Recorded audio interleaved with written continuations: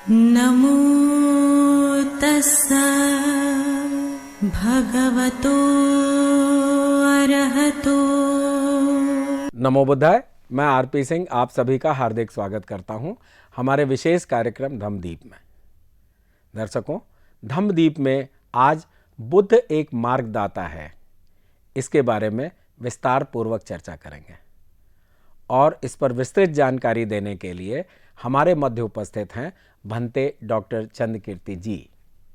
आपने बुद्ध दर्शन में उच्च शिक्षा प्राप्त की है तथा आप देश विदेश में अनेकों सम्मानों से अलंकृत होने के साथ साथ अनेकों मंचों पर बुद्धिज्म पर अपने विचार रख चुके हैं। तो हम स्वागत करते हैं भंते डॉक्टर चंद्रकीर्ति जी का। नमो बुद्धाय भंते जी, आपका बहुत बहुत स्वागत है। नमो तस्सा भगवतो अरहतो सम्मा सम्बुद्धस्सा। नमो तस्सा भगवतो अरहतो सम्मा सम्बुद्धस्सा। नमो तस्सा भगवतो अरहतो सम्मा सम्बुद्धस्सा। भंते जी, एक बार फिर मैं आपका बहुत बहुत स्वागत करता हूं तथा आपको धन्यवाद देता हूं कि हमें आपने अपना आशीर्वाद दिया। अब समय को देखते हुए आज के विषय पर हम चलते हैं। आज का विषय है बुद्ध एक मार्गदाता है। कृपया इस पर आप अपनी विस्तृत जानकारी दें और हमारा ज्ञानवर्धन करें। भंते जी, बहुत बहुत धन्यवाद आरपी सिंह जी। आज हम लोग इस धम्मदीप कार्यक्रम में विस्तार से चर्चा करेंगे तथागत गौतम बुद्ध एक मार्गदाता। चूँकि आप जानते हैं कि तथागत गौतम बुद्ध ने अपने लिए कोई खास स्थान तो धर्म में नहीं रखा, लेकिन तथागत गौतम बुद्ध के इस धर्म में 3 रत्न हमें देखने के लिए मिलते हैं, बुद्ध, धम्म और संघ। यानी बुद्ध जितने एक आदर्श के रूप में, उतने ही धम्म एक जीवन को जीने के लिए एक विचार, और संघ अपने धम्म में प्रशिक्षित होने वाला। इसलिए तीनों को ही उन्होंने बराबर का एक स्थान दिया। जैसे तथागत गौतम बुद्ध स्वयं कहते हैं कि मैं एक मार्ग बताने वाला हूँ, आपको दिशा देने वाला हूँ, आपको बोध कराने वाला हूँ, लेकिन मैं आपकी कोई मुक्ति करा कर नहीं दूंगा। इस तरह से उन्होंने विचार समझाने की कोशिश की और उन्होंने अपने जीवन काल में सभी लोगों को यही ज्ञान दिया। वे एक करुणामयी थे, एक अच्छे व्यक्तित्व का निर्माण करने वाले, जो हर एक आदमी को दुख मुक्ति का मार्ग बताने वाले। उनका कहना था कि मैं सिर्फ मार्ग बताता हूँ, आचरण करना आप सबका काम है, और इस आचरण से आपको यदि सुख प्राप्त होता है, शांति मिलती है, आप अच्छे से जीवन जीना चाहते हैं, तो आपके लिए एक बेहतर होगा। तो देखते हैं कि अलग अलग धर्म के मानने वालों ने अपने अलग अलग व्याख्या की है। किसी ने कहा कि मैं पुत्र हूँ, किसी ने कहा मैं मैसेंजर हूँ, किसी ने कहा कि मैं देव हूँ, लेकिन तथागत ने कहा मैं एक मार्गदर्शक हूँ। इसलिए तथागत गौतम बुद्ध एक धर्म के संस्थापक होने के साथ साथ वह लोगों के कल्याण के लिए मार्ग बताने वाले भी थे। उनकी अपनी एक धारणा, विश्वास था कि जब हम विचार बताते हैं तो लोगों को जीवन जीने का एक अवसर प्रदान होता है, और यही जीवन जीने के लिए उन्हें मददगार साबित होते रहता है। इसलिए तथागत गौतम बुद्ध ने कभी भी किसी की मुक्ति कराने का दावा नहीं किया। वे कहते कि मैं सब लोगों को उस मुकाम तक जाने के लिए स्वयं ही प्रयास करना होता है। अत्ताहियतो नातो अत्ताहियतो गति, अर्थात मनुष्य अपने स्वयं का स्वामी स्वयं है, और वह अपनी गति को भी यह मानता है। और आपने देखा अक्खा तारो तथागता, तथागत कोई आपको पार करने के नहीं देंगे और आपकी मुक्ति करा कर नहीं देंगे, बल्कि वह मनुष्य कैसे वह मुक्त हो सकता है इसका उपाय बता कर देंगे। इसलिए तथागत गौतम बुद्ध ने अपने जीवन के 45 वर्ष तक इस तरह से कल्याणकारी मार्ग बताया, और इस कल्याणकारी मार्गों को बताते बताते आप जानते हैं कि उन्होंने न जाने अपने जैसे कितने लोगों को तैयार किया साक्षात प्रयोग करते हुए, और उन्होंने ये करके दिखाया कि नहीं, मैं मुक्ति नहीं दिलाता हूँ, बल्कि मैं मुक्ति को दूर करने के लिए या मुक्त होने के लिए मैं उपाय बताता हूँ, जिसे हम धम्म कहते हैं।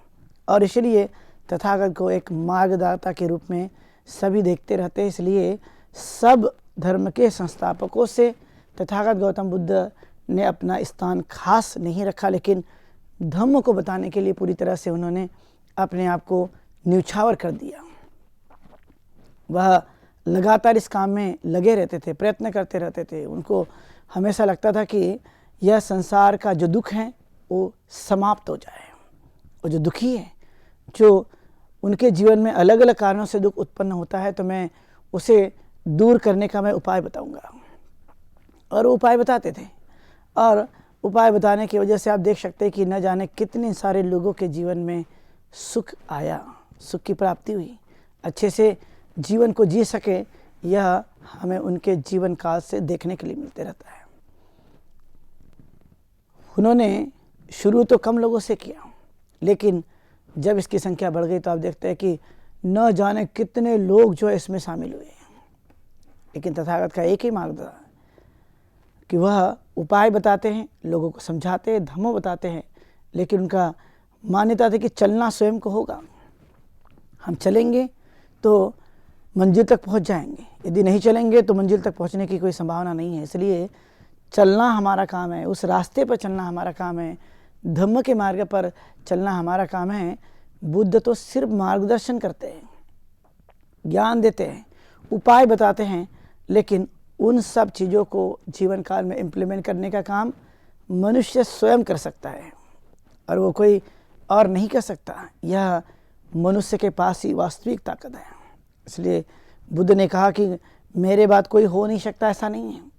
मेरे बाद भी हो सकता है, जब वह व्यक्ति जिन रास्ते पर मैं होकर गुजरा हूँ, जिन रास्ते पे चला हूँ, तो वह उसी रास्ते पर चलकर जो है वह मेरे जैसे अवस्था को प्राप्त कर सकता है। इतने खुले दिमाग वाले व्यक्ति आपने पहली बार देखा होगा कि जो ये कहता है कि आप भी मेरी तरह बन सकते हो, मैं कोई अंतिम नहीं हूँ, मेरे बाद भी कोई भी व्यक्ति बुद्ध हो सकता है, बस तो उसके अंदर में ये जो क्वालिटीज़ है और ये जो सद्गुण है उनके भीतर होना चाहिए। यदि वो रहता है तो स्वाभाविक है कि वो बुद्ध जैसे बन सकता है। इस तरह का बताने वाला दुनिया में हमें सबसे पहले कोई दिखाई देते हैं तो तथागत गौतम बुद्ध ने बता करके सबके सामने इस तरह से बातों को अमल में लाने के लिए कहा कि आप अमल में लाते हो तो आपको सुख मिलेगा, आपको शांति मिल सकती है और आपके दुख समाप्त हो सकते हैं। लेकिन आपने यदि उसको अमल में नहीं लाया तो आपका ये होने की कोई संभावना नहीं देखी जा सकती। इस तरह का दावा करने वाले कोई यदि संसार में हमें देखने के लिए मिलते हैं तो है तथागत गौतम बुद्ध, जिन्होंने इस तरह से दावा किया, लेकिन मोक्ष प्राप्ति का दावा उन्होंने बिल्कुल भी नहीं किया। वो कहते कि संसार में जो दुख हैं वो तृष्णाओं के कारण से है। तृष्णा को हम नष्ट कर देते हैं तो स्वाभाविक है कि हमारा चित्त अच्छा हो जाता है, और ये जब ये चित्त अच्छा होता है तो हम अच्छे रास्ते पर भी चलने की कोशिश करते रहते हैं, और वो कोशिश से इस संसार में न जाने किस किस चीज़ों को हम प्राप्त कर रहे हैं, उन सच्चाइयों को प्राप्त करते चले जाते हैं। इसलिए तथागत ने वह भिक्खु से कहा था, भिक्खु मैं जो बताता हूँ उस पर गौर करिए, उसको अमल में लाइए तो आपके जीवन में एक समाधान मिलेगा, आपके अंदर में डिसिप्लिन निर्माण होगा, अनुशासन निर्माण होगा, और ये अनुशासन से आप एक अच्छा काम कर सकते हैं। इसलिए तथागत गौतम बुद्ध सदा ही रोज सुबह से शाम तक और रात्रि के पहले पहर से लेकर अंतिम पहर तक वह इस तरह से चिंतन करना और लोगों को दुख मुक्ति का उपाय बताना, यही उनका प्रमुख कार्य था। उनका मन यही लगता था, और वो जब लोगों को बताते थे तो लोगों को पूरी मन से बताते थे। उनको लगता था कि नहीं, मैं जैसा प्राप्त किया हूँ, मैं जैसे उस अवस्था तक पहुँचा हूँ, तो मेरे सभी लोग भी उस अवस्था तक पहुँचना चाहिए, वो भी अपने जीवन काल में उस विकास को प्राप्त करना चाहिए जिससे वह जिसको पाना चाहता है या जिसके लिए वो प्रयत्नशील है। कोई साधारण नहीं है। यह तो वही आदमी बता सकता है, वही एहसास करा सकता है जो व्यक्ति के मन में स्वाभाविक तौर पे वह सच्ची भावना हमें देखने के लिए मिलती रहती है। इसलिए उन्होंने अपनी भूमिका किसी भी प्रकार के पार करने की नहीं, बल्कि पार कैसे किया जाता है उसका उपाय बताने के लिए उन्होंने रास्ता दिखाया। ये रास्ता कोई साधारण नहीं है, क्योंकि संसार में तो चारों तरफ अंधकार फैला रहता है और उस अंधकार को दूर करने के लिए विचार यदि जब तक ना बताया जाए तो अंधकार कायम रहता है। जैसे हमने अच्छे विचार बता दिए, उस व्यक्ति ने अपने आप को वो लेकर आए, उसका पालन किया, तो स्वाभाविक तौर पर वह भी वैसे ही सभी कार्यों को करने के लिए तैयार रहते हैं। इसलिए ये कोई साधारण नहीं है, यह एक महत्वपूर्ण विचारधारा है, शिक्षा है, जो मनुष्य के मन में उत्पन्न होने के बाद में उत्क्रांति करता है। वो ठीक ठीक जानता है और जानने के बाद में वह खुद भी वह आचरण करता है, दूसरों को आचरण करने के लिए प्रेरित करता है।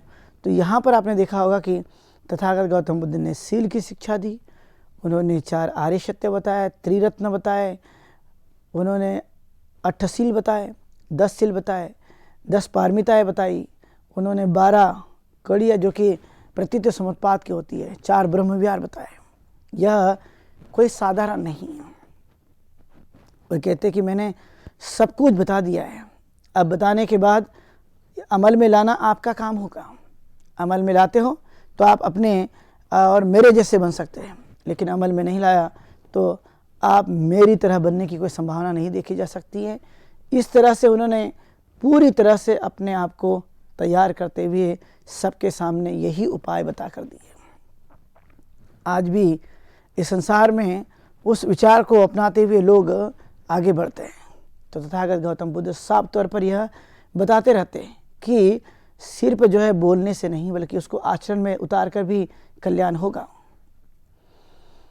इसलिए वो पाली में कहते ही है, नतावता धम्मधरो यावता बहुभाषति, अर्थात अधिक बोलने से धम्मधर नहीं, बल्कि वो जितना जानता होगा, थोड़ा जानता होगा, थोड़े का आचरण करता होगा, वही धम्मधर है।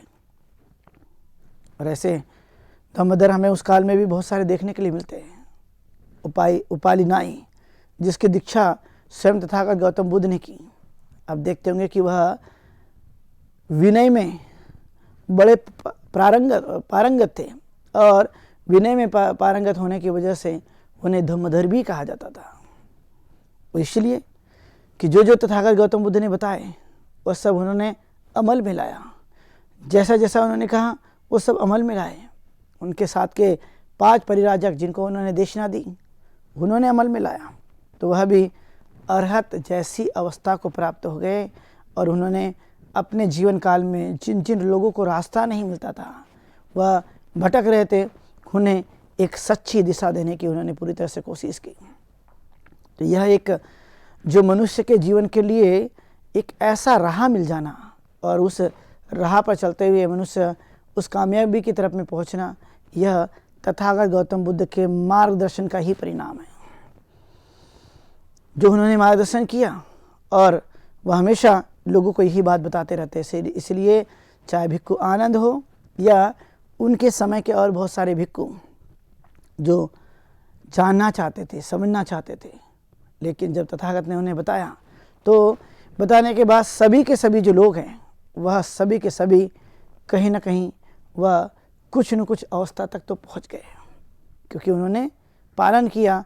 तो अक्खा दारो तथागता जो कहा जाता है कि मैं आपको कोई मुक्त करा कर नहीं दूंगा। तथागत तो सिर्फ और सिर्फ मार्गदर्शक हैं, रास्ता बताने वाले हैं, आंखें देने वाले हैं और मनुष्य की सोच को वह अच्छा बनाने वाले हैं। तो इस तरह से आप एक बड़े पैमाने पर देख सकते हैं कि तथागत गौतम बुद्ध ने अपने जीवन काल में साक्षात लोगों को एक बड़े पैमाने पर मार्गदर्शन करने के लिए वह पूरी तरह से तैयार रहते थे। आज भी आपने देखा होगा यही अनुकरण, चाहे वह किसी भी रूप में हो, उन्होंने यदि दान की शिक्षा दी, उन्होंने करुणा की शिक्षा दी, उन्होंने मैत्री की शिक्षा दी, उन्होंने सत्य की शिक्षा दी, उन्होंने समाधि की शिक्षा दी, यानी अलग अलग प्रकार की शिक्षाओं में उनका एक ही भाव हुआ करता था कि आपका कल्याण हो, आपका मंगल हो, आप स्वस्थ रहे और आपकी स्वस्थ मुक्ति हो। इस तरह से उनका ध्येय बना रहता था और वह पूरी तरह से ये समझते थे कि नहीं, आज की हमारी एक ज़रूरत है और उस ज़रूरत के मुताबिक जब आपने देखा होगा तो वह कहा जाता है कि एक आधार स्तंभ जो मनुष्य के जीवन काल के लिए काफ़ी कुछ काम आती रहती है। इसलिए तथागत ने बाकी के धर्म के संस्थापकों की तरह कोई भूमिका नहीं रखी। जैसे आप देखते होंगे कई बार बोला जाता है आपकी मुक्ति सब ऊपर लिखी है और आप अपने माध्यम से नहीं बल्कि आपके माध्यम से मुक्ति होगी। तो तथागत कहते नहीं, मेरा इस पर कोई विश्वास नहीं। विश्वास है कि मनुष्य स्वयं की मुक्ति स्वयं कर सकता है। स्वयं उस अवस्था तक जाने के लिए वह स्वयं ही प्रयास कर सकता है और भी कोई नहीं है। और इसके लिए मैंने जो भी गाइडलाइन दी है, जो भी मार्गदर्शन किया है, जो भी मैंने उपाय बताया है, बस उसी को हमें आचरण पर जोर देते रहना है। तो हम स्वयं ही वो व्यक्ति बन जाते हैं जिसकी एक खास अवस्था देखी जाती है। और इसलिए धम्म का आचरण हर दिन करने के लिए प्रेरित किया जाता है कि एक दिन नहीं, रोज़मर्रे के जीवन में हमें इस धम्म का रोज़ अंगीकार करना, उसको अपने जीवन काल में उतारना जितना हम उतार सकते हैं। और ये जैसे जैसे वह बनते रहता है वैसे वैसे वह अपने जीवन काल में एक प्रभावशाली व्यक्तित्व का निर्माण करते हैं। इसलिए तथागत गौतम बुद्ध ने उस काल में अपने सभी भिक्षुओं को और भिक्षु आनंद को युवन उन्होंने समझाया कि आपको लगता है कि तथागत आपको सब पूरी मुक्ति करा कर देंगे, तो कहते नहीं, मुक्ति नहीं होती है, बल्कि हम अपने जीवन काल में जब हमारा जीवन समाप्त होता है तो वो उसके कारण नहीं बल्कि वह एक प्रक्रिया है। लेकिन कम से कम जीवित रहते समय तो हम इसका आचरण करके वह शक्तिशाली चीज़ें बन सकती। इसलिए वह एक बड़ी भावनाएं हैं जो व्यक्ति के जीवन काल में एक बड़ी मजबूती के साथ हमें देखने के लिए मिलती है।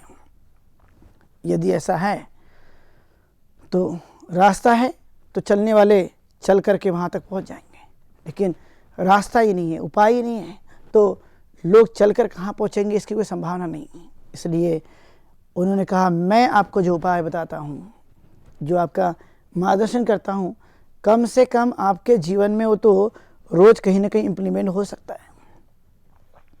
और वो होगा ही तो जैसे इम्प्लीमेंट होता है, जैसे वो चीज़ें आती हैं, तो हमें स्वयं को भी इस तरह से तैयार रखना ज़रूरी चाहिए। यानी हम तैयार रहते हैं तो हमें कोई मुसीबतें नहीं आती, और नहीं रहे तो अलग अलग तरह की मुसीबतें बनते रहती है जो हमारे धम्म के आचरण में हमें मदद की जगह हमें हानि पहुंचाते हैं। इसलिए धम्म हमेशा लाभ के लिए है, हित के लिए है, कल्याण के लिए, सुख के लिए है। और इसकी देशना तथागत गौतम बुद्ध ने अलग अलग जगह जाकर दी, अलग अलग क्षेत्रों में दी, और वह अलग अलग विषयों पर उन्होंने इस तरह से व्याख्यान करने की कोशिश की। और वो व्याख्यान आज के वर्तमान समय के लिए भी बहुत ही रिलेवेंट हैं, प्रासंगिक हैं, और हर एक आदमी अपने जीवन काल में यह उतार करके वह उस अवस्था तक पहुंच सकता है जिसे हम निर्वाण की अवस्था कहते हैं, श्रेष्ठ अवस्था कहते हैं। और जब ये स्वाभाविक तौर पर ठीक ढंग से रहता है तो आपने देखा कि श्रद्धा भी होती है, और श्रद्धा मनुष्य की खूब मदद करती है, उसके समान कोई चीज़ नहीं।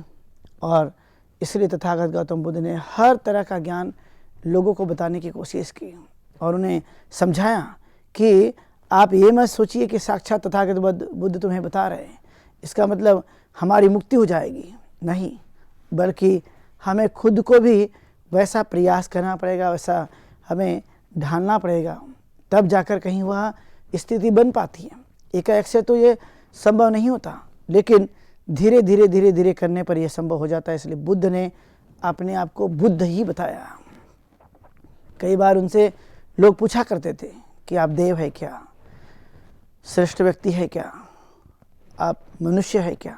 तथागत का जो उत्तर था वो सभी प्रकार के जो उत्तर थे वो नकारात्मक हुए, और उन्होंने कहा नहीं, ये सब बिल्कुल भी नहीं हूँ, मैं बुद्ध हूँ और बुद्ध नाम से मुझे जाना जाए। इसलिए तथागत गौतम बुद्ध को हमेशा बचपन का नाम तो कुछ और, लेकिन बाद में जब वो इस धम्म की खोज के लिए वह आगे बढ़ते हैं, सत्य जानने के लिए आगे बढ़ते हैं, तो वह कहीं ना कहीं उन्हें सत्य मिल जाता है और उसके माध्यम से वह प्रयास करते रहते हैं। इसलिए वह एक ऐसी स्थिति है जो मनुष्य के जीवन काल में वह कहीं ना कहीं बार बार करने के लिए प्रेरित करते रहती है।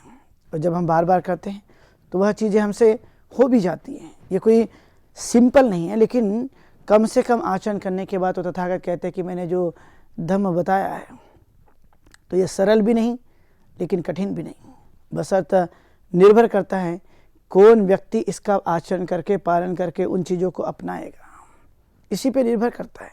और इसलिए तथागत ने पूरे आजीवन धम्म का प्रचार प्रसार किया। दुखी लोग आते थे, उनको सुखी होने का रास्ता बताया। ऐसे न जाने कितने सारे लोग जो उनके सानिध्य में आकर उन्हें उपदेश दिया, तो वो कहते हैं कि ये उपदेश देना यह लक्ष्य प्राप्ति तक नहीं पहुंचा सकता, लेकिन जब हम स्वयं अपने मन में वो भाव बनाते हैं, उसको ठीक ढंग से समझते हैं, तो वह हमारे पास प्राप्त हो जाती। इसलिए उन्होंने उपदेश दिया, उन्होंने मुक्ति किसी की भी नहीं दिलाई। ये बात हमें उनके जीवन से लेना चाहिए। कई बार ऐसा होता है कि लोग मुक्ति दिलाते हैं, तथागत कहते नहीं, मेरा एक ही काम है कि आपको मुझे वह अवसर प्रदान करना जिससे आप स्वयं भी उस तरह के धर्म के शिक्षाओं को अंगीकार कर सकें। और ये होता है, होने की संभावना भी है, क्योंकि वह पूरी तरह से अनुकरणीय है और जांच पड़ताल करने के बाद वो चीज़ें हमें प्राप्त हुई है। इसलिए तथागत गौतम बुद्ध को अलग अलग तरह के जो नाम दिए गए और उस नाम में से एक नाम है मार्गदाता भी, धम्म सारथी जो कहा जाता है। धम्म सारथी सत्ता देव मनुष्यानंग के अर्थात वो सारथी है, शास्ता हैं, और वे मनुष्य का और जो श्रेष्ठ जन हैं उन सब के ऊपर में मंगल कामना के लिए, अनुकंपा करने के लिए और श्रेष्ठ आचरण को जीने के लिए पूरी तरह से हम वह चीज़ों का आत्मसात करते रहते हैं। जैसे जैसे आत्मसात होता है वैसे वैसे वह चीज़ें करने के लिए हमें प्रेरित होते रहती है। इसलिए कोई साधारण काम नहीं है। वो कहते हैं कि मैंने पूरी तरह से इस बातों को बताया और समझाया कि मार्गदर्शन के बिना कोई नहीं, बल्कि जब हम दूसरों को ज्ञान देते, समझाते, इनलाइटन करते हैं तो वह चीज़ें कहीं ना कहीं लोगों के लिए काम की होते रहती। इसलिए एक नहीं बल्कि संपूर्ण मानव जाति के लिए तथागत गौतम बुद्ध ने खास करके देशना देने के लिए तैयार हुए और उन्हें समझाया कि आप जिस रास्ते से होकर गुजर रहे हो वह रास्ता आपके कल्याण के लिए बिल्कुल भी नहीं है।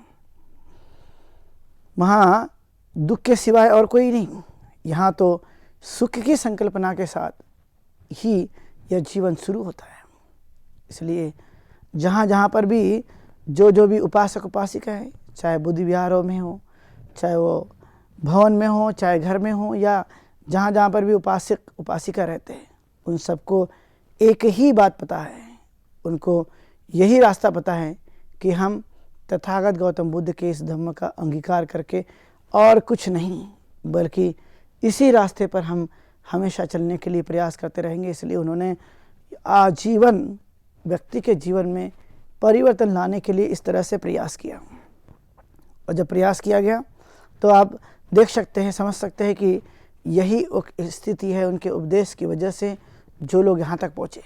और नहीं तो एक बार में मुक्ति मिल जाए, एक बार में सब कुछ परिवर्तन आ जाए, तो आपने देखा होगा ये कोई ज़्यादा संभव नहीं है। तथागत कहते कि मैंने भी अपने जीवन काल में उस रास्ते से होकर गुजर करके इस स्थिति को प्राप्त किया।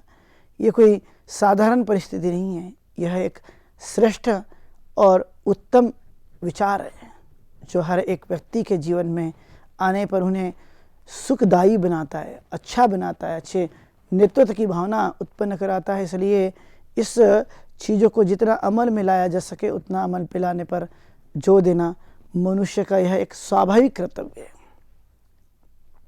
और ये मनुष्य कर सकता है, लेकिन उसके लिए उसको खुद ही चलना पड़ेगा, खुद ही आचरण करना पड़ेगा, खुद ही परिश्रम करने पड़ेंगे, खुद ही लगन से कार्य करना पड़ेगा और अपने चित्त को परिशुद्ध बनाए रखते हुए उस काम को हम आगे बढ़ा सकते हैं। इसलिए तथागत गौतम बुद्ध की 42,000 देशनाएं, यह सब देशना हर एक मनुष्य के जीवन काल में अंगीकार करने के लिए है, लेकिन वह अपने जीवन काल के लिए सबसे पहले और बाद में दूसरों के लिए। तो इस तरह से आप देखेंगे कि मनुष्य रूपी जीवन यह किन किन परिस्थिति से तैयार हुआ, कौन कौन सी चीज़ों से तैयार हुआ है, कहाँ कहाँ यह इम्प्लीमेंट करने के लिए योग्य है।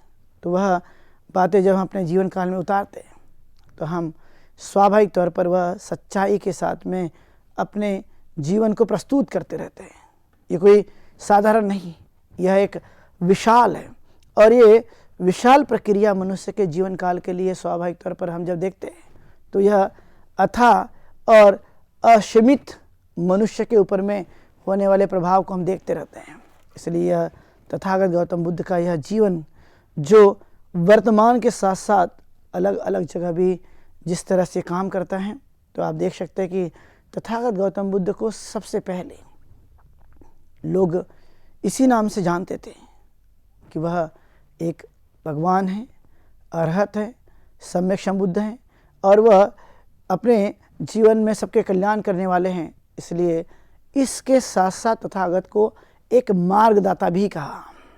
इसलिए आज हम लोगों ने तथागत गौतम बुद्ध के मार्गदाता के रूप में हमने आज विस्तार से उनके बारे में देखा है। आप सब लोगों ने आज की देशना सुनी, सबके प्रति ढेर सारी मंगल कामनाएं।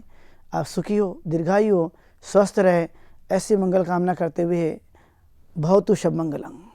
बंते जी, बहुत बहुत धन्यवाद, आप यहाँ पधारे और हमारे दर्शकों को इस विषय पर बहुत ही महत्वपूर्ण जानकारियाँ दी। तो साथियों, आज के इस विशेष प्रोग्राम में बस इतना ही। अब समय हो चुका है आज के प्रोग्राम के विश्राम होने का, लेकिन उसके पहले आपको बताते चलें कि आपके मन में भी जो प्रश्न हो, जो जिज्ञासाएं हों, वह आप इस प्रोग्राम में पूछ सकते हैं। यह प्रोग्राम आपका है, और आप अगर इस पे अपना कोई प्रश्न पूछना चाहते हैं तो हमारे व्हाट्सएप नंबर 9639010109 पर अपना प्रश्न भेज सकते हैं, या हमारी ईमेल आईडी subhartibuddha@gmail.com पर भी आप भेज सकते हैं। मुझे उम्मीद है कि आप अपनी जिज्ञासाओं को दबाएंगे नहीं, और हमारे हजारों दर्शकों जैसे आप हमारे प्रोग्राम का हिस्सा बन अपनी जिज्ञासा के बारे में हमें प्रश्न लिखेंगे, और भंते जी के ईमेल के द्वारा या उसी व्हाट्सएप के द्वारा आप जवाब भी जानेंगे। तब तक मैं आरपी सिंह भंते डॉक्टर चंद्रकीर्ति जी के साथ लेता हूं विदा। कल इसी समय आपके समक्ष फिर उपस्थित होंगे। नमो बुद्धाय। नमो तस्सा भगवतो अरहतो